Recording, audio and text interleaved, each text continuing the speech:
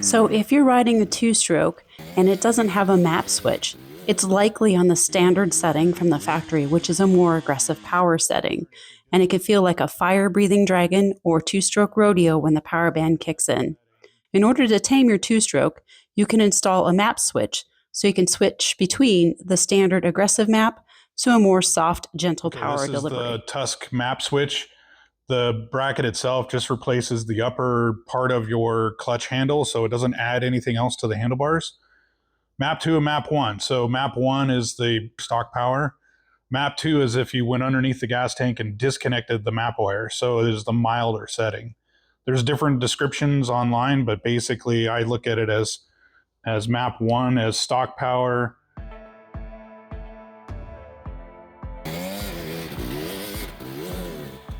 and Map 2 as mild, right? So it tames it down.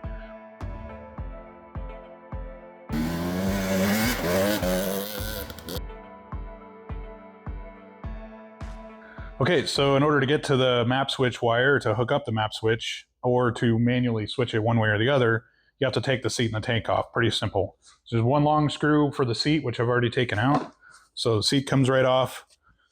And then for the tank, I just leave the plastics on. So I take the 2 screws out on each side of the plastic where it connects to the radiators. Take the bolt out inside here that holds the tank down to the frame. Disconnect the vent hose here, and then disconnect the fuel line down underneath with the quick disconnect. So down in here, I'm going to disconnect the fuel pump wires as well. So we're ready to take the tank off now. Just lift it up and off. Just setting it down on the floor gently. It'll sit just like that, carefully. I'm from the factory plugged in, which is standard power, and if you disconnect it, it gives you the lower map. So you can always try it out and see if you really want the ability to use both before you make the investment of buying a map switch. You can always come back and connect and disconnect this as often as you want. You just have to pull the seat and tank off every time to do it. So we ran the map wire switch, just tied it in with the other wires that are along the handlebars, down behind the number plate, and then down along the frame, just using the same places that they tied in the rest of the wiring down here, and it's all nice and neat. So we've ran the map switch wire down the frame, and it has basically the same ends that the map wires do on the bike itself. So then you basically just connect them together just like this. So you're done. All right, putting the tank back on. Biggest thing is to look down inside there, make sure your hole is lined up.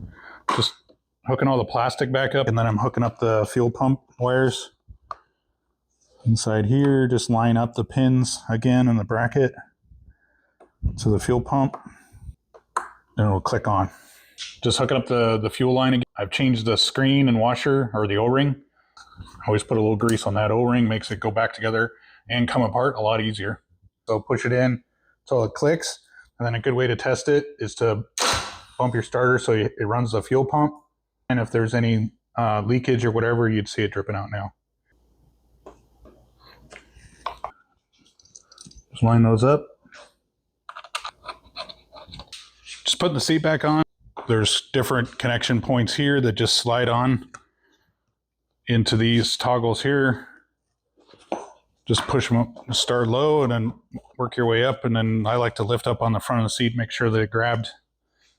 Then push down on the back so it lines up the hole for the seat bolt. Goes in. And just tighten it down.